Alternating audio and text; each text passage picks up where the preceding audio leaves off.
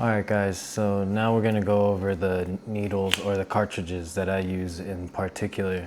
Um, so these range from anywhere from like liners to round shaders to curved mags. I'll go over in a bit on what those mean. So what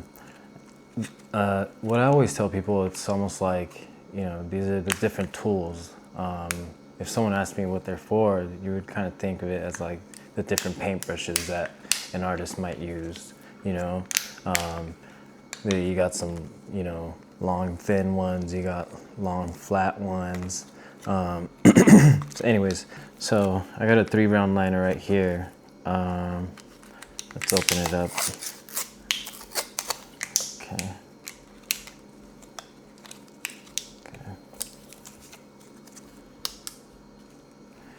So a 3-round liner, you can barely see. It's I wonder maybe if you can zoom in on that, but it looks like one needle, right? But it's actually 3 kind of grouped together.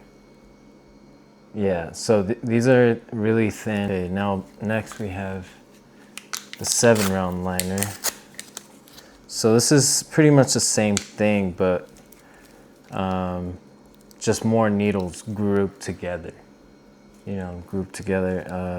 so this one's obviously 7. It's a little thicker.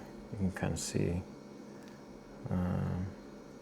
Like I always say, liners could be used to shade, and shaders could be used, or mags, I should say, could be used to line. It goes both ways. It depends on the artist and what they use in particular and how they work. So this is a 18-round liner. This is the thickest round liner that I run right here, which is pretty fat, in my opinion. I don't really use. I mean, those American traditional artists, they might go with something fatter, even, or yeah. I'll use that for like,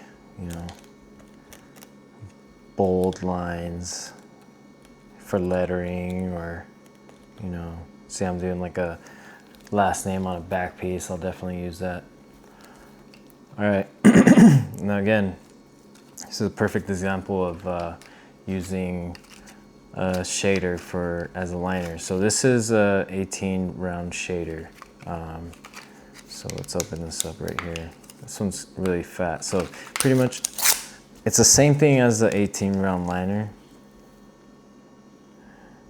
but those 18 needles are grouped together, but they're not grouped together forming, like tapering down into a point. They're all kind of like spread out. If it was like they're all spread out, and like this would be a flat top. They're like spread out as opposed to like forming a point. So yeah, that's the difference. You can kind of tell right here. See that? Yeah, that kind of. Hope you can see that. So again, so that's a round shader. You can use that to pack color. You can use that to draw fat lines. You can use that to, it really depends on the artist and how they use it. So this is one of my favorite. I use this all, like, one of the most. Is this so the 7SEML. The SE stands for soft edge. In this case, they call them soft edge needles. So I don't really use straight mags, just because them being like, say this was like the row of needles, there's a corner here, there's a corner on the edge, and if you catch that edge, you're restricted to like shading, perpendicularly or parallel to the surface area of the skin. That corner will start getting into the skin and start digging, and it tears up the skin pretty quick. So I tend to use soft edge mags, or curved mags I should say, just to avoid that.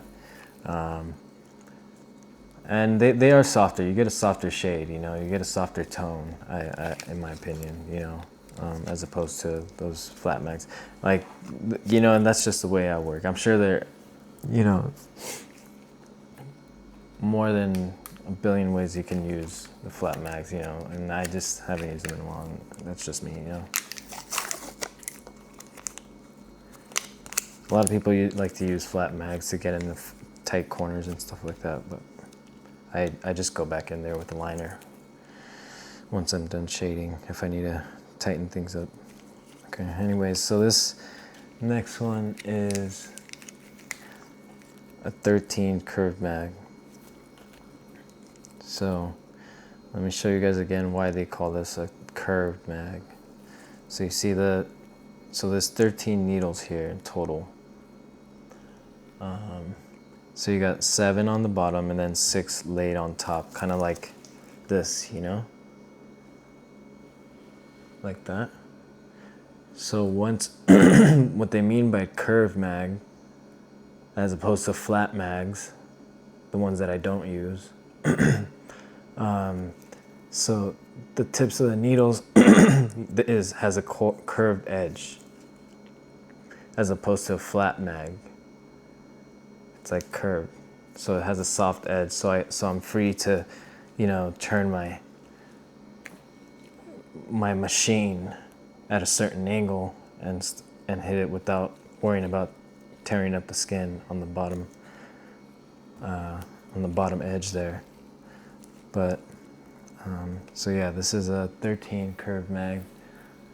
It's also one that I use religiously. It's I use it all the time. This is my fattest mag that I use here. This is a 23 soft edge, 23 curved mag. We can call it too. 23 curved. So if you want to check that out, see. Yeah. Say this 23 curved mag I use all the time for, you know, soft edges and trying to blend certain areas and trying to fill wide spaces, you know. Thank you guys so much for watching. I hope you guys were able to gain something for it. If you guys have the time, please subscribe, hit that like button. Thank you guys so much.